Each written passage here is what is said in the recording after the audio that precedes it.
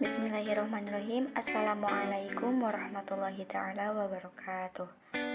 Perkenalkan, kami dari kelompok 10 yang beranggotakan Nur Amaliyah, Nova Rizkyawati, dan Halimatus Sa'diyah akan menjelaskan materi tentang inovasi pembelajaran kuantum.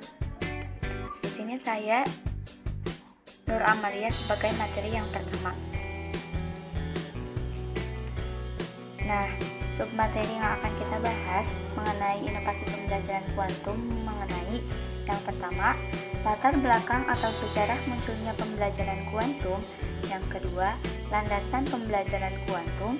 Yang ketiga, prinsip-prinsip pembelajaran kuantum. Yang keempat, strategi pembelajaran kuantum. Dan yang kelima adalah model pembelajaran kuantum. Langsung saja ke materi ya. Nah, materi yang pertama yaitu latar belakang atau sejarah munculnya pembelajaran kuantum. Latar belakang atau sejarah munculnya pembelajaran kuantum. Tokoh utama di balik pembelajaran kuantum adalah Bobby De Porter. Bobby De Porter itu seorang ibu rumah tangga yang kemudian terjun di bidang bisnis properti dan keuangan. Dan setelah semua bisnisnya bangkrut, akhirnya beliau menggeluti bidang pembelajaran. Dialah perintis, pencetus, dan pengembang utama pembelajaran kuantum. Semenjak tahun 1982, De Porter mematangkan dan mengembangkan gagasan pembelajaran kuantum di Supercamp. Supercamp itu sebuah lembaga pembelajaran yang terletak di Kirkwood Meadows, negara bagian California, Amerika Serikat. Nah, Supercamp itu didirikan atau dilahirkan oleh Learning Forum, sebuah perusahaan yang memusatkan perhatian pada hal ihwal pembelajaran guna pengembangan potensi diri manusia. Dengan De Porter itu dengan dibantu oleh teman-temannya yaitu Eric Jensen, Grace Simons, Mike Hernaki, Mark Reardon, dan Sarah Singer-Narn, dia menguji cobakan gagasan-gagasan pembelajaran kuantum pada para remaja di Supercamp selama tahun-tahun awal dasawarsa, yaitu 1980-an. Nah, pada tahap awal perkembangannya, pembelajaran kuantum terutama dimaksudkan untuk membantu meningkatkan keberhasilan hidup dan karir para remaja di rumah atau ruang-ruang rumah. Nah, tetapi tadinya tidak dimaksudkan sebagai metode dan strategi pembelajaran untuk mencapai keberhasilan yang lebih tinggi di sekolah atau ruang-ruang kelas. Namun, lambat laun, orang tua para remaja juga meminta kepada De Porter untuk mengadakan program-program pembelajaran kuantum bagi mereka. Nah, selanjutnya yaitu model pembelajaran kuantum dicetuskan oleh seorang pendidik berkebangsaan Bulgaria yaitu George Lozanov yang melakukan uji coba tentang sugesti dan pengaruhnya terhadap faktor belajar. Teorinya yaitu yang disebut sugestologi. Nah, menurut Lozanov, pada prinsipnya sugesti itu mempengaruhi hasil belajar. Teknik yang digunakan untuk memberikan sugesti positif dalam belajar diantaranya yaitu mendudukkan siswa secara nyaman, memasang musik di dalam kelas atau lapangan, atau meningkatkan partisipasi siswa, menggunakan poster-poster dalam menyampaikan suatu informasi, dan menyediakan guru-guru yang berdedikasi tinggi.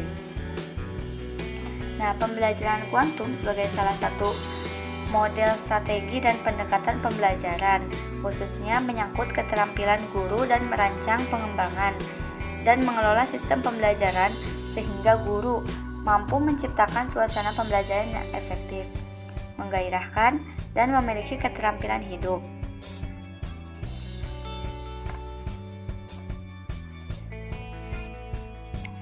Nah, dengan demikian Model pembelajaran kuantum ini merupakan bentuk inovasi pengubahan bermacam-macam interaksi yang ada di dalam dan di sekitar momen belajar. Demikianlah metode pembelajaran kuantum merambah ke berbagai tempat dan bidang kemanusiaan. Mulai dari lingkungan pengasuh atau di rumah, maksudnya lingkungan pengasuhan di rumah atau parenting, lalu ke lingkungan bisnis, lingkungan perusahaan, sampai dengan lingkungan kelas atau sekolah. Hal ini menunjukkan bahwa sebenarnya pembelajaran kuantum merupakan falsafah dan metodologi pembelajaran yang bersifat umum, tidak secara khusus diperuntukkan bagi pengajaran di sekolah yang membentuk bangun pembelajaran kuantum. Pandangan-pandangan umum dan prinsip-prinsip dasar yang termuat dalam quantum learning selanjutnya diterapkan, dipraktikkan, dan atau diimplementasikan dalam lingkungan bisnis dan sekolah. Hal tersebut sekaligus memperlihatkan betapa populer dan menariknya falsafah dan metodologi pembelajaran kuantum di Indonesia dan bagi komunitas masyarakat Indonesia. Nah, popularitas dan kemenarikan ini makin tampak kuat tinggi ketika frekuensi penyelenggaraan seminar-seminar, pelatihan-pelatihan, dan penguji cobaan pembelajaran kuantum di Indonesia semakin tinggi. Selanjutnya yaitu pembahasan yang kedua mengenai landasan pembelajaran kuantum. Nah, istilah kuantum dipinjam dari dunia fisika, yaitu interaksi yang mengubah energi menjadi cahaya. Maksudnya, dalam pembelajaran kuantum, pengubahan bermacam-macam interaksi kegiatan belajar. Interaksi ini mengubah kemampuan dan bakat alamiah guru dan siswa menjadi cahaya yang bermanfaat bagi kemajuan mereka dalam belajar secara aktif dan efisien. Selain itu, adanya proses pengubahan belajar yang meriah dengan segala nuansanya, penyertaan segala yang berkaitan, interaksi dan perbedaan yang memaksimalkan momen belajar, fokus pada hubungan dinamis dalam lingkungan kelas, seluruhnya adalah hal-hal yang melandasi pembelajaran kuantum. Nah, ada dua konsep keutamaan yang digunakan dalam pembelajaran kuantum dalam rangka mewujudkan energi guru dan siswa menjadi cahaya belajar, yaitu yang pertama, percepatan belajar melalui usaha sengaja untuk mengikis hambatan-hambatan belajar tradisional. Nah, yang kedua, fasilitas belajar yang berarti mempermudah belajar. Memahami kehidupan dan dunia anak merupakan lisensi bagi para guru untuk memimpin, menuntun, dan memudahkan perjalanan siswa dalam meraih hasil belajar yang optimal. Salah satu cara yang bisa digunakan dalam hal ini, misalnya mengaitkan apa yang akan diajarkan dengan peristiwa-peristiwa, pikiran atau perasaan, atau tindakan yang diperoleh siswa dalam kehidupan baik di rumah, di sekolah, maupun di lingkungan masyarakat. Nah, setelah kaitan itu terbentuk, maka guru dapat memberikan pemahaman tentang materi pembelajaran yang disesuaikan dengan kemampuan perkembangan dan minat bakat siswa. Pemahaman terhadap hakikat siswa menjadi lebih penting sebagai jembatan untuk menghubungkan dan memasukkan dunia kita sebagai guru kepada dunia mereka sebagai peserta didik, sehingga pembelajaran akan menjadi harmonis dengan tingkat perkembangan mereka, sehingga pembelajaran akan harmonis seperti sebuah orkestrasi yang saling bertautan dan saling mengisi. Itulah istilahnya. Sebuah pepatah mengatakan, ajarilah, tuntun, fasilitasi, dan bimbinglah anak didik kalian sesuai kebutuhan dan daya pikirnya. Mungkin cukup sekian yang bisa saya sampaikan, dilanjut oleh presenter yang lain. Selanjutnya pembahasan tentang prinsip-prinsip pembelajaran kuantum. Di sini ada 5 prinsip yang mempengaruhi seluruh aspek metode kuantum. Nah, berikut prinsip-prinsip pembelajaran kuantum. Yang pertama ada mengetahui bahwa segalanya berbicara. Yang kedua yaitu mengetahui bahwa segalanya bertujuan. Artinya, semua yang terjadi dalam proses pembelajaran mempunyai tujuan semuanya. Terus yang ketiga, menyadari bahwa pengalaman mendahului penamaan. Artinya, pembelajaran yang baik adalah jika siswa telah memperoleh informasi terlebih dahulu apa yang akan dipelajari, sebelum memperoleh nama untuk apa yang mereka pelajari. Dan yang keempat, mengetahui setiap usaha yang kita lakukan dalam pembelajaran. Artinya, dalam proses pembelajaran, siswa harusnya dihargai dan diakui setiap usahanya, walaupun salah. Karena belajar diartikan sebagai usaha yang mengandung resiko untuk keluar dari kenyamanan untuk membongkar pengetahuan sebelumnya. Dan yang terakhir, jika layak dipelajari, maka layak pula dirayakan. Artinya, segala sesuatu yang telah dipelajari oleh siswa sudah pasti layak pula dirayakan keberhasilannya. Selanjutnya yaitu materi tentang strategi pembelajaran kuantum. Nah, menurut Sanjaya 2010-126, dalam dunia pendidikan, strategi diartikan sebagai perencanaan yang berisi tentang rangkaian kegiatan yang didesain untuk mencapai tujuan pendidikan tertentu. Departer et al. 2005-10 mengembangkan strategi pembelajaran kuantum melalui istilah tandur, yaitu T berarti tumbuh. Maksudnya, dalam pembelajaran kita harus tumbuhkan minat dengan memuaskan pelajar dengan kata apakah manfaatnya bagiku dan manfaatkah kehidupan belajar. A berarti alami. Maksudnya, pembelajaran harus ciptakan atau datangkan pengalaman umum yang dapat dimengerti semua pelajar. Kemudian N berarti namai. Maksudnya, dalam pembelajaran kita harus sediakan kata kunci, konsep, model, rumus, strategi, dan sebuah masukan untuk belajar. Selanjutnya yaitu D berarti demokrasikan. Maksudnya, pengajar harus sediakan kesempatan bagi pelajar untuk menunjukkan bahwa mereka tahu. Terus U berarti ulangi. Nah, pengajar harus tunjukkan pelajar cara-cara mengulang materi dan menegaskan dengan kata aku tahu bahwa aku memang tahu ini. Dan yang terakhir R berarti rayakan. Maksudnya pengakuan untuk penyelesaian, partisipasi, dan pemerolehan keterampilan dan ilmu pengetahuan. Baik, materi yang terakhir yaitu mengenai model pembelajaran kuantum. Pembelajaran kuantum yaitu sebagai salah satu model pembelajaran yang memberikan pedoman pada guru untuk terampil merancang, mengembangkan, dan mengelola sistem pembelajaran, sehingga guru mampu menciptakan suasana yang efektif dan menggairahkan semangat belajar.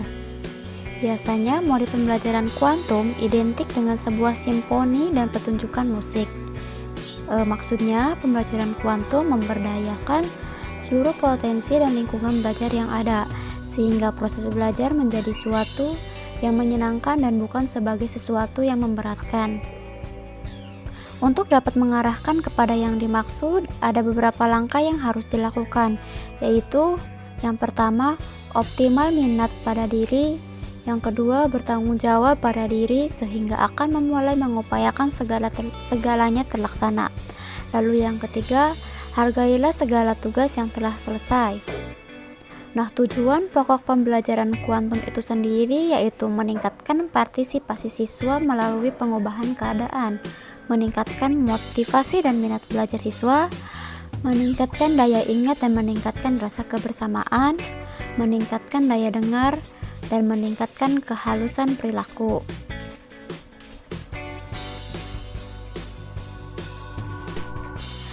Dalam pembelajaran kuantum, guru tidak semata-mata menerjemahkan kurikulum ke dalam strategi, metode, teknik, dan langkah-langkah pembelajaran, melainkan termasuk juga menerjemahkan kebutuhan nyata siswa. Untuk hal itu, dalam pembelajaran kuantum, guru harus memiliki kemampuan untuk mengorkestrasi konteks dan konten. Konteks yaitu berkaitan dengan lingkungan pembelajaran, sedangkan konten berkaitan dengan isi pembelajaran. Selanjutnya yaitu mengorkestrasi kesuksesan belajar melalui lingkungan pembelajaran atau konteks, di mana konteks dalam pembelajaran kuantum dapat dikelompokkan menjadi 4 bagian. Yang pertama ada suasana belajar yang menggairahkan, yang kedua landasan yang kukuh, yang ketiga lingkungan yang mendukung, dan yang keempat yaitu perancangan pembelajaran yang dinamis. Suasana yang menggairahkan yaitu untuk menciptakan suasana yang dinamis dan menggairahkan dalam pembelajaran, guru atau pendidik perlu memahami dan dapat menerapkan aspek-aspek pembelajaran kuantum, di mana aspek-aspeknya yaitu kekuatan niat dan berpandangan positif, menjalinkan rasa simpati dan saling pengertian, lalu keriangan dan ketakjuban, mau mengambil risiko, menumbuhkan rasa saling memiliki, dan menunjukkan keteladanan. Lalu yang kedua ada landasan yang kukuh. Nah, untuk menegakkan landasan yang kukuh dalam pembelajaran kuantum dapat dilakukan dengan beberapa cara. Yang pertama, mengkomunikasikan tujuan pembelajaran. Yang kedua, mengukuhkan prinsip-prinsip keunggulan. Yang ketiga, meyakini kemampuan diri dan kemampuan siswa. Dan yang terakhir, kesepakatan, kebijakan, prosedur dan peraturan, serta menjaga komunitas belajar tetap tumbuh dan berjalan. Yang ketiga ada lingkungan yang mendukung, yaitu lingkungan kelas akan berpengaruh terhadap kemampuan siswa dalam memusatkan perhatian dan menyerap informasi. Dengan demikian, dalam pembelajaran kuantum, guru memiliki kewajiban menata lingkungan yang dapat mendukung situasi belajar dengan cara mengorganisasikan dan memanfaatkan lingkungan sekitar, menggunakan alat bantu yang mewakili satu gagasan, pengaturan formasi siswa, pemutaran musik yang sesuai dengan kondisi belajar siswa. Lalu yang terakhir dalam konteks yaitu ada perancangan pengajaran yang dinamis. Pembelajaran kuantum memberikan beberapa kiat tentang cara menyesuaikan pembelajaran dengan masing-masing modalitas belajar siswa, memberikan strategi dan kiat tentang cara menjalin mitra dengan siswa, sehingga guru merancang pembelajaran bermula dari kelompok besar, dilanjutkan dengan belajar dalam kelompok kecil, dan diakhiri dengan belajar secara perorangan. Berdasarkan strategi di atas, maka kiat kerangka perancangan pembelajaran kuantum dilaksanakan sebagai perpaduan yang singkat dengan tandur, yakni tumbuhkan, alami, namai, demonstrasikan, ulangi, dan rayakan. Selanjutnya ada mengorkestrasi kesuksesan belajar melalui konten atau isi, di mana konten atau isi dalam pembelajaran kuantum dikelompokkan menjadi 4 bagian. 2 bagian mengkaji kemampuan guru dalam melakukan presentasi dan fasilitasi. 2 bagian lainnya memberikan tips tentang kiat-kiat keterampilan belajar siswa dan keterampilan hidup. Pada bagian akhir dibahas kiat-kiat keterampilan praktek pembelajaran dengan mode pembelajaran kuantum. Keempat bagian ini merupakan satu interaksi kekuatan yang terkait dengan dimensi konteks yang meningkatkan cahaya percepatan belajar. Dalam mengorkestrasi kesuksesan belajar melalui konten atau isi, terdapat mengorkestrasi presentasi prima, yaitu kemampuan berkomunikasi dengan menekankan interaksi sesuai dengan rancangan pembelajaran yang telah ditetapkan. Lalu mengorkestrasi fasilitas yang elegan, yaitu memudahkan partisipasi siswa dalam aktivitas belajar sesuai dengan yang diinginkan dengan tingkat ketertarikan, minat, fokus, dan partisipasi optimal. Pembelajaran kuantum menawarkan beberapa strategi untuk melakukan fasilitas. antara lain menerapkan prinsip know it, explain it, care it, and give feedback. Model kesuksesan dari sudut pandang fasilitator, membaca pendengar, mempengaruhi melalui tindakan, menciptakan strategi berpikir dan tanya jawab belajar. Lalu yang terakhir yaitu mengorkestrasi keterampilan belajar dan keterampilan hidup. Dalam pembelajaran kuantum, mengorkestrasi keterampilan belajar dan keterampilan hidup menekankan 4 strategi. Yang pertama, memanfaatkan gaya belajar, keadaan prima untuk belajar, mengorganisasikan informal, dan yang terakhir yaitu memunculkan potensi siswa. Sekian pemaparan materi dari saya kembalikan ke moderator.